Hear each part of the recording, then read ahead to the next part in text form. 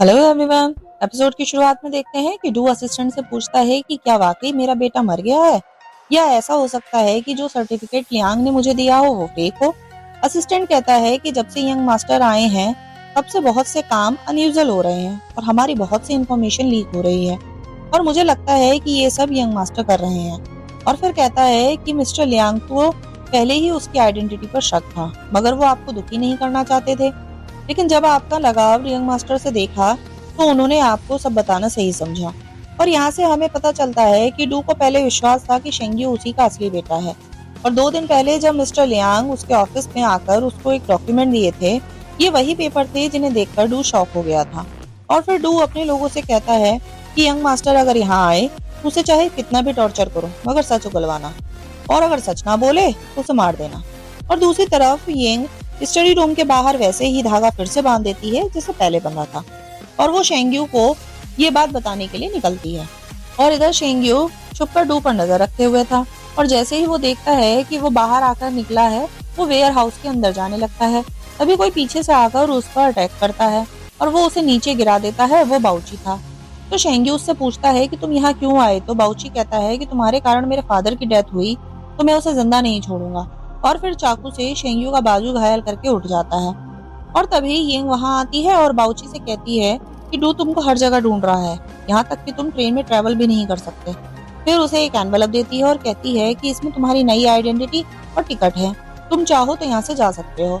और फिर Shengyu Ying से पूछता है कि तुम यहाँ क्यों आई। तो यिंग कहती है कि डू को तुम्हारी आइडेंटिटी का पता चल चुका है और उसे जल्दी से वहां से ले जाने लगती है।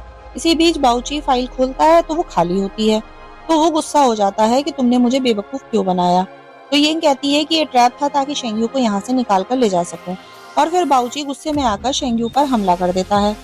तभी यिंग शेंग्यू की गन निकालकर बाउची के पॉइंट कर देती है और फिर शेंग्यू यिंग को रोकता है।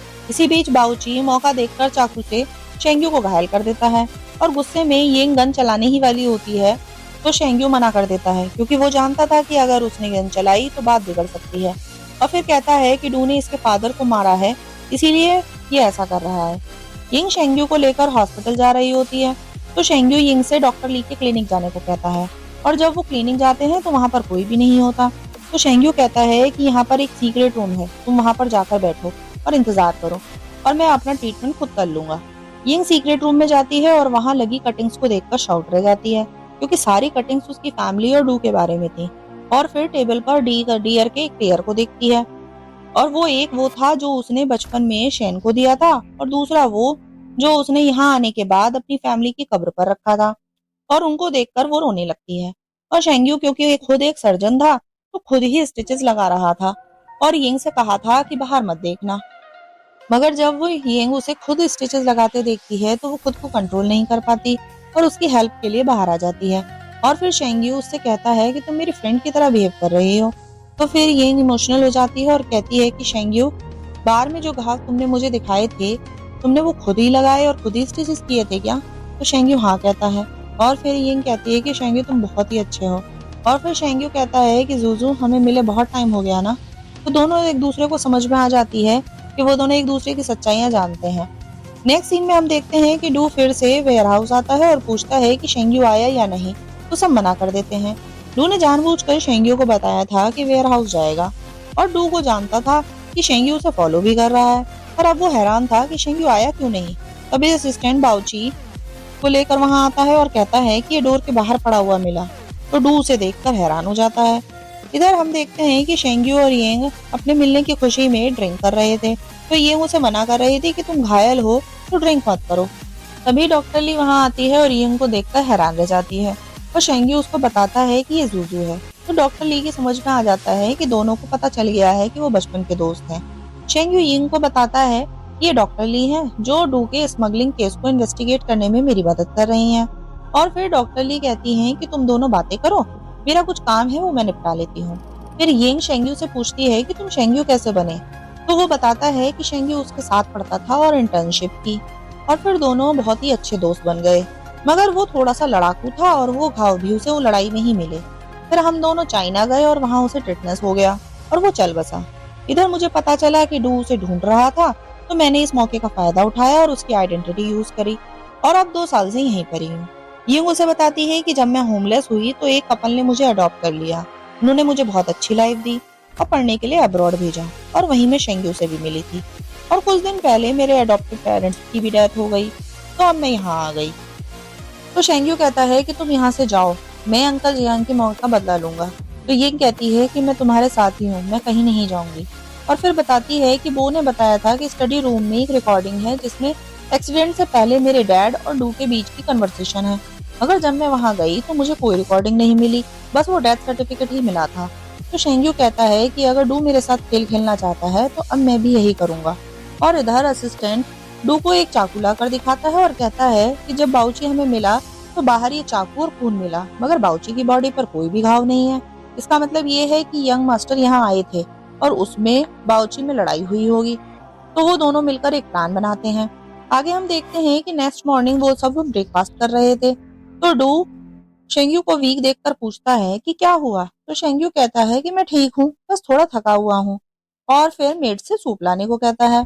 तो जैसे ही मेड सूप लेकर आती है, प्लान के मुताबिक असिस्टेंट पैर अड़ा देता है और सूप शेंग्यू के ऊपर गिर जाता है और असिस्टेंट मेड के ऊपर चिल्लाता है, ये देखकर नहीं चल सकती क्या? अब चलो यंग मास्टर की शर्ट उतारने में उनकी मदद करो। तो शेंग्यू कहता है कि रहने दो, मुझे बस टॉवल ला दो। तो यिंग जैसे ही टॉवल लाने के लिए उठती है, डू से बैठने के लिए कह देता है और असिस्टेंट मेट पर फिर से चिल्लाता है और कहता है यंग मास्टर की शर्ट उतारो। और शेंग्यू वहां से जाने लगता है, तो डू उस पर चिल्लाता है और कहता है कि तुम शर्ट क्यों नहीं उतार रहे। और फिर असिस्टेंट भी मेट पर चिल्लाता है, तो वांगी आकर असिस्टेंट को थप्पड़ मार देती है और कहती है ये मेरी सर्वेंट है, तुम्हारी नहीं, जो इसे इस तरह से हैरेस कर रहे हो। और फिर डू से कहती है कि जब तुम अपने बेटे के साथ ऐसा सलूक कर रहे हो तो औरों के साथ कैसा करते होगे। और वांगी अपनी मेट को लेकर वहां से चली जाती है। इधर शेंग्यू भी कपड़े चेंज करने का बहाना करके वहां से चला जाता है और डू को चांस ही नहीं मिलता कि वो उसका घाव चेक कर सके। आगे देखते हैं कि डू रूम में आकर सोचता है कि लियांग मेरे हमेशा अगेंस्ट ही रहा है, क्या पता उसने फेक सर्टिफिकेट तो नहीं दिया। और अगर शेंग्यू फेक है तो वो यहाँ 2 साल से क्यों रह रहा है और क्या मकसद है उसका। फिर सोचता है कि वो कई बार मुझे बचाने के लिए खुद घायल हुआ है, ये फेक कैसे हो सकता है। शेंग्यू जान गया था कि वो खेल खेल रहा है, तो वो भी इनके साथ मिलकर खेल खेलता है। और नेक्स्ट मॉर्निंग जब डू अपने रूम से बाहर निकलता है तो शेंग्यू यिंग के रूम से बाहर निकल रहा था। और फिर डू उसे देखकर पूछता है कि तुम यिंग के रूम में क्या कर रहे थे। तो शेंग्यू कहता है कि जब हम अनाथ आश्रम गए थे तो उसका कुछ सामान मेरी गाड़ी में रह गया था, मैं बस उसका सामान लेने गया था। शेंग्यू के बारे में जाने के बाद डू यिंग के रूम में जाता है और उसे स्टॉकिंग्स पहनते देखता है। तो वो जानबूझकर ऐसा कर रही थी ताकि डू को शक हो कि इन दोनों के बीच में अफेयर है। आगे देखते हैं कि असिस्टेंट डू को आकर बताता है कि आपकी कंपनी की फाइनेंशियल कंडीशन खराब चल रही है, अगर आपने इसे नहीं संभाला तो मिस्टर लियान आपसे बिजनेस वापस ले लेंगे। और बताता है कि उन्होंने हमें लास्ट रिमाइंडर दिया है कि आप यंग मास्टर को दिया हुआ बिजनेस वापस लें। और डू इस वक्त बहुत ही मेंटल स्ट्रेस में था, तो वो कहता है कि क्या तुमने नहीं देखा कि शेंग्यू ने इन 2 सालों में मेरे लिए क्या किया है, और कोई भी बात ये प्रूफ नहीं कर पा रही कि वो मेरा फेक बेटा है। और फिर कहता है कि वो मेरा इकलौता बेटा है, तो शायद इसी कारण कोई हमें टेस्ट कर रहा हो। तभी वो विंडो से नीचे कार में देखता है, तो वो नीचे भाग कर जाता है और शेंग्यू और यिंग क्योंकि नाटक कर रहे थे तो वो डू को दिखाने के लिए क्लोज होकर बैठ जाते हैं ताकि डू को लगे कि उनके बीच में अफेयर है। और शेंग्यू और यिंग ने ये प्लान किया था कि एक बार डू को उनके अफेयर पर यकीन हो जाए तो वो शेंग्यू की आइडेंटिटी ढूंढने में लग जाएगा और हम इस बात का फायदा उठाकर उसकी स्मगलिंग वाले केस का इन्वेस्टिगेशन कर देंगे। इधर शेंग्यू और यिंग को डू क्लोज देखकर गुस्से से पागल हो जाता है और अपने रूम में आकर बहुत ड्रिंक करता है और गुस्से में गन निकालकर असिस्टेंट से कहता है कि तुमने क्या देखा। तो वो कहता है कि उन दोनों के बीच में अफेयर है और फिर घबराकर कहता है कि मैंने कुछ नहीं देखा। फिर डू असिस्टेंट से पूछता है कि तुम जाओ और बाउची को जाकर पूछो कि जो चीज मैंने मांगी थी वो उसे मिली या नहीं, और लियांग से बोलो कि शेंग्यू के बारे में डिसीजन लेने के लिए मुझे कुछ टाइम दे। और शेंग्यू जो उनके रूम के बाहर था वो सब ये बातें सुन रहा था और सोचता है कि उन्होंने बाउची को पकड़ लिया है, मुझे जाकर उसकी हेल्प करनी चाहिए। और दूसरी तरफ बाउची को बहुत टॉर्चर कर रहे थे। तभी डू वहां आता है और कहता है जो चीज मैंने तुमसे मांगी थी वो कहाँ है। तो बाउची कहता है कि मेरे पास नहीं है। और फिर बाउची कहता है कि मिस यिंग और आपका बेटा एक कपल हैं, और फिर हंसने लगता है। और फिर डू बाउची को मारने का ऑर्डर देकर वहां से चला जाता है। डू के लोग बाउची को मारने ही वाले थे, तभी शेंग्यू वहां आता है और डू के आदमियों को मारकर बाउची को खोलकर अपने साथ ले जाता है और उससे कहता है कि मुझे नहीं पता था कि तुम इतने स्टूपिड हो कि इतनी आसानी से पकड़े जाओगे। और फिर उसे कुछ पैसे देता है तो बाबूजी कहता है कि तुम्हारे फादर मुझे मारने की कोशिश कर रहा था और तुम मुझे बचा रहे हो और अब ये पैसे दे रहे हो। तुम्हारी फैमिली की प्रॉब्लम क्या है? तो शेंग्यू कहता है कि मैं बस ये चाहता हूँ कि तुम सेफ रहो। तो बाबूजी कहता है कि क्या तुमको वो चीज नहीं चाहिए जो तुम्हारे फादर को चाहिए? तो शेंग्यू कहता है कि अगर वो मेरी चीज हुई तो मुझे मिल जाएगी। फिर कहता है कि मैंने किसी को बोल दिया है तुम्हें पिक करने के लिए, तो जाओ और कहीं सेफ जगह चले जाओ। दूसरी तरफ असिस्टेंट आकर डू को बताता है कि लियांग उससे मिलना चाहता है, मगर वो लियांग से ना जाकर मिलकर यिंग के रूम में चला जाता है। वहाँ यिंग तैयार हो रही थी और डू आकर म्यूजिक प्ले कर देता है और यिंग डर जाती है। फिर डू यिंग के पास आकर कहता है कि जब मैंने तुम्हें पहली बार देखा था मैं तभी से तुमको पसंद करने लगा। और फिर कहता है कि अगर तुम मुझे 20 साल पहले मिली होती तो हमारा कपल परफेक्ट होता। तो यिंग कहती है कि क्या अब हमारा परफेक्ट कपल नहीं है?